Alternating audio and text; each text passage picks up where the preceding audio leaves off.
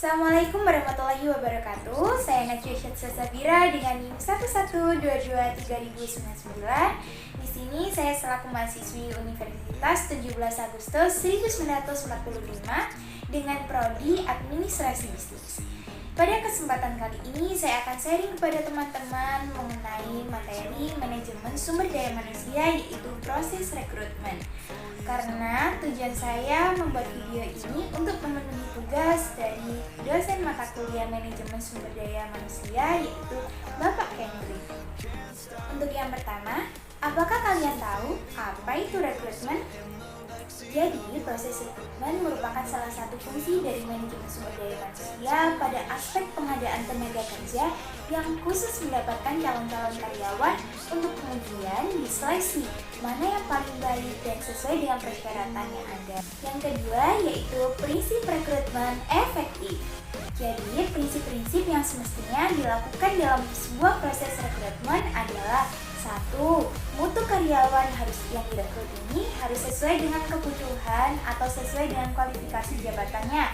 Yang kedua, jumlah karyawan yang diperlukan harus sesuai dengan pekerjaan yang tersedia. Yang ketiga, biaya yang diperlukan harus minimal. Yang keempat, memiliki perencanaan dan keputusan-keputusan strategis tentang perekrutan.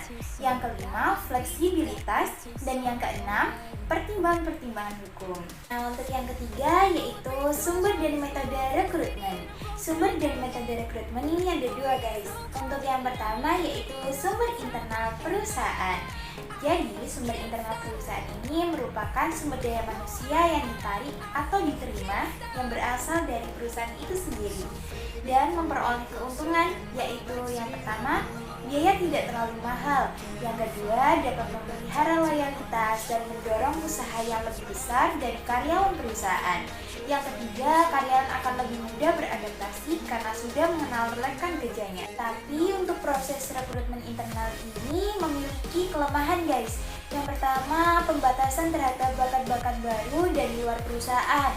Yang kedua, mengurangi peluang kerja bagi masyarakat dan peluang mendapatkan gagasan-gagasan dari orang-orang baru. Perekrutan dalam perusahaan ini dapat dilakukan melalui yang pertama, penawaran terbuka untuk suatu jabatan, di mana pada program ini dibuka oleh perusahaan, karyawan dapat mengajukan diri dan memohon permohonan untuk mengikuti seleksi internal. Dan yang kedua, perbantuan pekerjaan. Cara ini dilakukan dengan memperbantukan seseorang karyawan pada departemen atau suatu jabatan yang lain. Nah, kalau dari sumber eksternal apa ya, Kak? Nah, untuk dari sumber eksternal ini dapat dilakukan dengan cara yang pertama, pelamar dapat datang langsung ke perusahaan dan mengisi formulir lamaran kerja yang disediakan. Yang kedua, rekomendasi dari karyawan atau teman atau anggota keluarga dari perusahaan lain. Dan yang ketiga, dari pengiklanan, yaitu upaya perusahaan untuk menarik pelamar dengan cara menerbitkan iklan lowongan kerja di media sosial ataupun dari koran. Yang keempat, agen penempatan ketenaga kerjaan. Yang kelima, dari lembaga-lembaga pendidikan dan pelatihan. Lalu, tahapan proses rekrutmen itu apa saja ya, Kak? Jadi, tahapannya yaitu yang pertama, proses seleksi administrasi. Dalam rekrutmen, Anda dapat melakukan seleksi administrasi dari beberapa penilaian.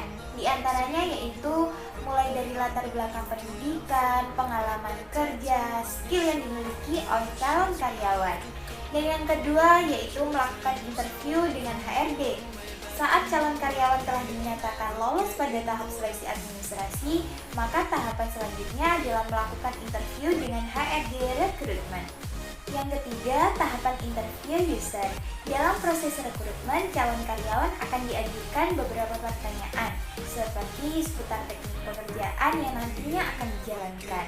Yang keempat, tahapan psikotes. Jika Anda telah lolos 2 tahapan wawancara, biasanya akan langsung menuju tahapan psikotes. Lalu yang kelima, wawancara dengan manajer HRD, yaitu biasanya Anda yang telah lolos pada tahapan psikotes akan dilanjutkan dengan wawancara. Interview ini pun akan dilakukan secara langsung oleh manajer HRD. Hal ini bertujuan untuk mengetahui kelayakan Anda berada di posisi pekerjaan tersebut. Nah, jadi itu adalah materi mengenai proses rekrutmen ya teman-teman. Sebelum berakhirnya video ini, saya mengucapkan terima kasih kepada Bapak Henry selaku dosen saya yang telah memberikan tugas ini. Lalu saya juga berterima kasih kepada teman-teman yang telah menonton video saya hingga akhir. Sekian dari saya, bila mana ada salah kata dan salah perbuatan, mohon dimaafkan sebesar-besarnya. Wassalamualaikum warahmatullahi wabarakatuh. Bye-bye.